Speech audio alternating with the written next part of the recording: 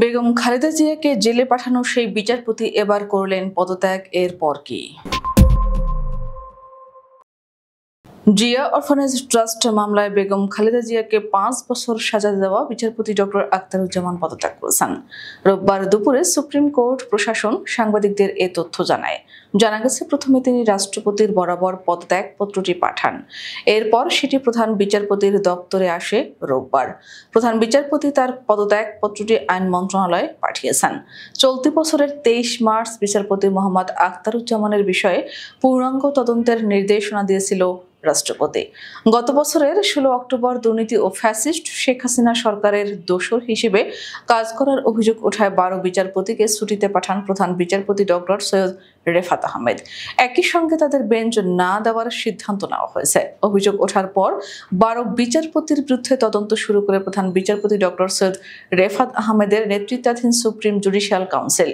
এরই ধারাবাহিকতায় অভিযোগের ব্যাখ্যা দিতে বিচারপতি মোহাম্মদ আখতারুজ্জামানকে ডাকা হয়।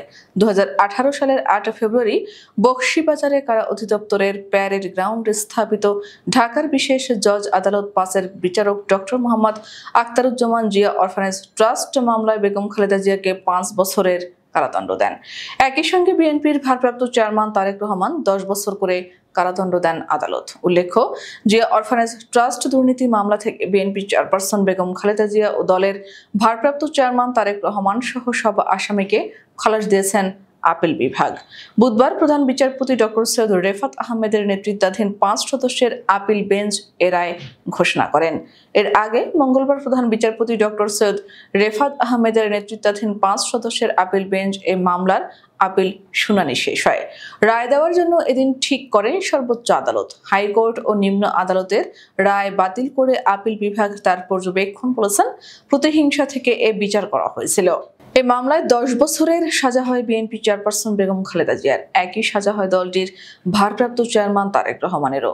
রায়ে সব আসামির খালাসের প্রত্যাশা ছিল আইনজীবীদের। তারা জানান, জিয়া পরিবারকে হেনস্থা করতে বিচারের নামে প্রহসন করেছে তৎকালীন আওয়ামী লীগ সরকার।